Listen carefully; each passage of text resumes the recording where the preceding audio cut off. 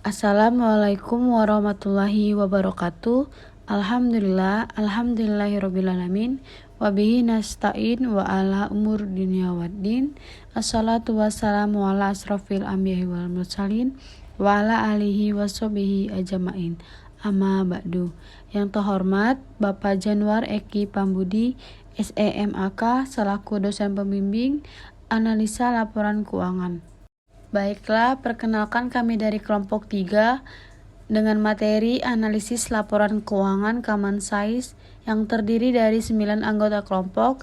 Yang pertama, saya sendiri Kristina Urbawati, yang kedua Selvi Triana, yang ketiga Pipi Alpia, yang keempat Sela Okta Nuryani, yang kelima Dian Febrina, yang keenam Rina Zulfiani, yang ketujuh Rifki Mulia Kiroma, yang kedelapan Elisa Damayanti, yang kesembilan Alia Lestari.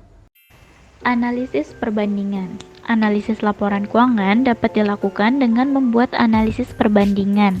Analisis perbandingan adalah teknik analisis laporan keuangan yang dilakukan dengan cara menyajikan laporan keuangan secara horizontal dan membandingkan antara satu dengan yang lain menggunakan data time series maupun membandingkan data keuangan perusahaan dalam satu sektor atau industri. Analisis perbandingan antar perusahaan sejenis dapat dilakukan dengan menggunakan analisis rasio dan analisis common size. Nah, kali ini saya akan menjelaskan mengenai analisis common size. Analisis common size adalah salah satu teknik analisis laporan keuangan yang dapat mengukur proporsi masing-masing akun pos dengan total akun dalam laporan keuangan neraca dan laba rugi. Perbandingan setiap akun atau pos dilakukan terhadap total akun masing-masing laporan keuangan. Jadi, dalam laporan laba rugi, setiap akun dalam laporan tersebut akan dibandingkan dengan total penjualan. Sedangkan dalam laporan neraca, setiap akun pada bagian aktiva akan dibandingkan dengan total aktiva, begitu juga dengan pasiva. Tujuan analisis laporan keuangan. Yang pertama, untuk memberikan informasi yang mendalam mengenai posisi keuangan perusahaan, yaitu seperti aset, utang maupun laba dalam satu periode tertentu.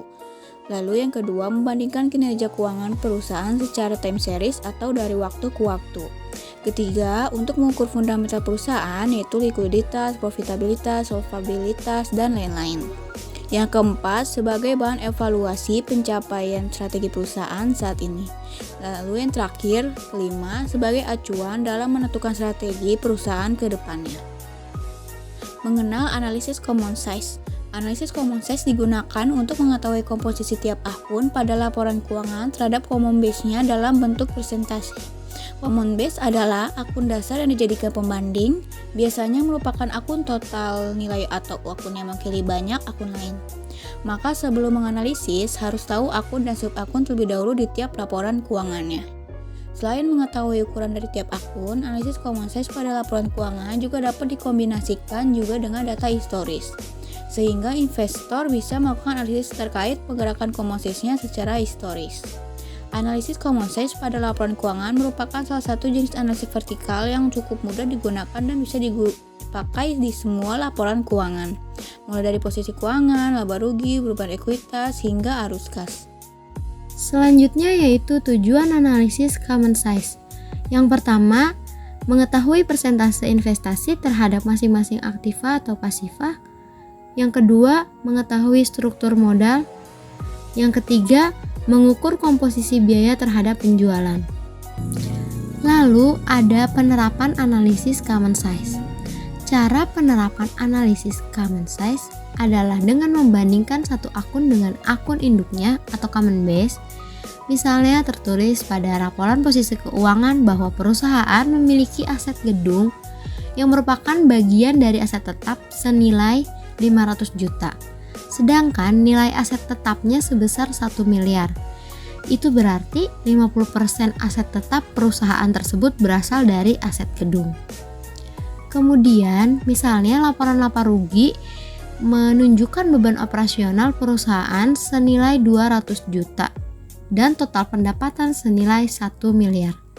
Hal ini menunjukkan bahwa perusahaan mampu meraup pendapatan atau menerima pendapatan sebesar 1 miliar dari beban operasional 200 juta yang dikeluarkan. Bisa teman-teman lihat, ini adalah analisis laporan posisi keuangan Common Size PT Campina Es Krim Industri Tbk. Untuk perhitungan laporan posisi keuangan Common Size, teman-teman bisa hitung dengan cara setiap akun yang berada di laporan posisi keuangan dibagi dengan total aset atau total liabilitas dan ekuitas, lalu dikalikan dengan 100%. Melalui laporan posisi keuangan Common Size yang sudah teman-teman lihat, dapat diketahui proporsi aset lancar dan aset tidak lancar terhadap total aset milik PT Campina Es Krim Industri Tbk pada tahun 2021 sebesar 74,62% dan 25,37%. Apabila persentase aset lancar terhadap total aset bernilai lebih dari 50%, menunjukkan bahwa sebagian besar total aset perusahaan merupakan komponen aset lancar. Berdasarkan kondisi, diketahui bahwa mayoritas aset perusahaan merupakan aset lancar, yaitu kas dan setara kas sebesar 53,21%. Pada tahun 2021, proporsi liabilitas PT Campina Es Krim Industri Tbk terhadap aset sebesar 10,85%. dan proporsi ekuitas sebesar 88,48%, menandakan sumber pendanaan utama dari PT Campina Es Krim Industri Tbk masih berasal dari ekuitas, bukan dari utang. Berikut ini adalah analisis laporan laba rugi Common Size pada PT Campina Es Krim Industri Tbk. Untuk cara perhitungan Common Size adalah dengan setiap akun yang ada di laporan laba rugi dibagi penjualan bersih lalu dikalikan dengan 100%. Pada analisis laporan laba rugi Common Size slide sebelumnya diketahui bahwa laba bersih milik PT Campina Es Krim Industri Tbk mengalami kenaikan dari tahun 2020 sebesar 4,60% menjadi 9,81% di tahun 2021 dari total penjualan. Hal ini disebabkan penjualan mengalami peningkatan dan beban usaha sedikit berkurang. Berikut ini merupakan analisis laporan posisi keuangan Common Size PT Indofood CBP Sukses Makmur Tbk. Untuk dapat menghitung posisi keuangan, diperoleh dengan rumus tiap akun dibagi dengan total aset atau total liabilitas dan ekuitas dikalikan dengan 100%.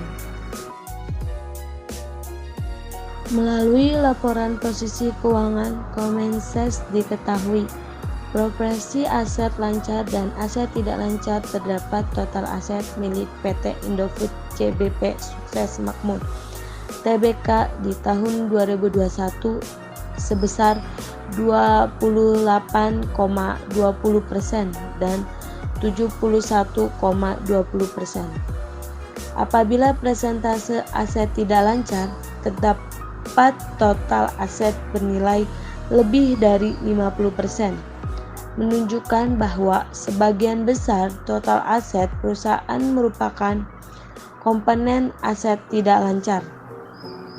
Berdasarkan kondisi diketahui bahwa mayoritas aset perusahaan merupakan aset tidak lancar, yaitu goodwill sebesar 45,74% pada tahun 2021. Proporsi liabilitas PT Indofood CBP Sukses Makmur Tbk terdapat aset sebesar 53,65% dan proporsi ekuitas sebesar 46,35%, menandakan sumber pendana utama PT Indofood CBP Sukses Makmur Tbk mayoritas berasal dari utang. Berikut ini merupakan gambaran analisis laporan laba rugi Common Size pada PT Indofood CBP Sukses Makmur Tbk. Untuk dapat menghitung persentase Common Size pada bagian laba rugi dapat diperoleh dari setiap komponen dibagi dengan penjualan bersih lalu dikalikan dengan 100%. Melalui laporan laba rugi Common Size yang sebelumnya telah dihitung, maka dapat diketahui bahwa secara nominal penjualan dan beban pokok penjualan PT Indofood CBP Sukses Makmur Tbk pada tahun 2021 mengalami peningkatan dari tahun 2020. Begitu juga secara persentase, proporsi beban pokok penjualan pada tahun 2021 mengalami kenaikan dibandingkan pada tahun 2020.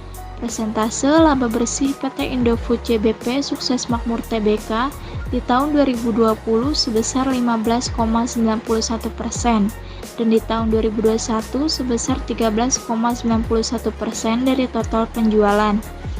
Penurunan ini terjadi akibat beban usaha yang meningkat, sedangkan penjualan yang terjadi hanya mengalami sedikit peningkatan dari tahun 2020. Jadi, kesimpulan dari materi ini adalah analisis laporan keuangan merupakan kegiatan dalam memeriksa dan mengolah informasi catatan keuangan perusahaan saat ini untuk memberikan gambaran kesehatan finansial perusahaan serta sebagai dasar proses pengambilan keputusan mengenai operasional, rencana investasi, hingga mitigasi risiko bisnis di masa yang akan datang.